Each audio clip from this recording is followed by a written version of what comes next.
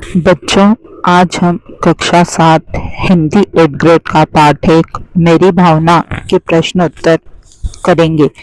बहुविकल्पीय प्रश्न। प्रश्न 1, प्रार्थना कविता के आधार पर हृदय में कौन सा भाव होना चाहिए? इसका सही उत्तर है ए, प्रेम। प्रश्न 2, कविता में सौंदर्य उत्पन्न करते हैं, तो इसका उत्तर है सी, अलंकार। प्रश्न 3, दूसरों की उन्नति को देखकर किसका भाव नहीं आना चाहिए? तो इसका उत्तर है बी, ईर्ष्या।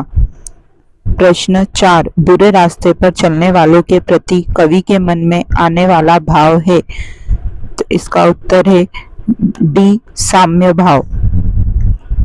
प्रश्न 5, जाना क्रिया का भूतकाल है, बी, गया। नीचे दिए गए शब्दों में से उचित शब्द चुनकर रिक्त स्थानों की पूर्ति कीजिए। शब्द हैं करुणा, ईर्ष्या, गुण, ग्रहण, वर्तमान काल, उपमा, न्याय मार्ग, साम्या, अनुप्रास, भविष्यकाल, कुमार्ग। प्रश्न 6, किसी के दोषों को देखने के स्थान पर हमें साम्या का भाव रखना चाहिए। प्रश्न 7, न्याय मार्ग से हमारे पैर कभी नहीं डिगना चाहिए। प्रश्न 8, दीन दुखी जीव को देखकर आपके मन में आने वाला भाव करुणा है। प्रश्न 9, सरल सत्य व्यवहार करूं पंक्ति में अनुप्रास अलंकार है। प्रश्न 10, शाम पाठ पढ़ेगा यह वाक्य भविष्य काल का है, अति लघु उत्तरीय। प्रश्न 11, काल किसे कहते हैं? क्रिया का वह रूप जिससे उसके होने के समय का पता चलता है काल कहलाता है। प्रश्न 12, फैले प्रेम परस्पर जग में मोह दूर पर हार करे, प्रिय कटुक कठोर शब्द नहीं कोई मुख से कहा करे। उक्त पंक्ति में आए अनुप्रास अलंकार वाले वर्ण छांटकर लिखिए। तो प्रेम और परस्पर में प वर्ण, कटुक कठोर में क वर्ण। प्रश्न 13, मेरी भावना कविता में लक्ष्मी आए या जाए से कवि का क्या आशय है?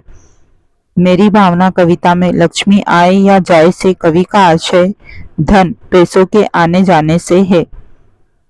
प्रश्न 14, मेरी भावना कविता में कवि किससे दूर होना चाहता है?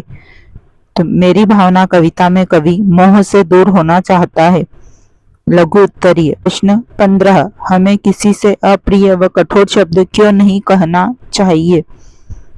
हमें किसी से अप्रिय एवं कठोर शब्द इसलिए नहीं कहना चाहिए क्योंकि अप्रिय एवं कठोर शब्द लोगों की भावनाओं को चोट पहुंचाते हैं एवं सामने वाला अच्छा महसूस नहीं करता है।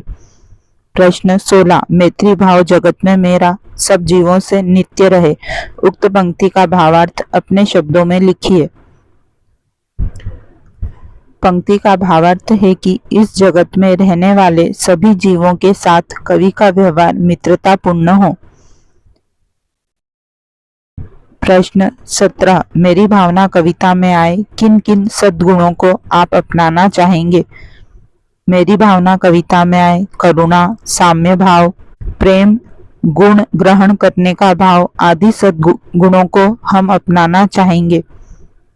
प्रश्न 18, किसी व्यक्ति के किस किस व्यवहार को देखकर आप अनुमान लगा सकते हैं कि वह उच्च भावों वाला व्यक्ति है?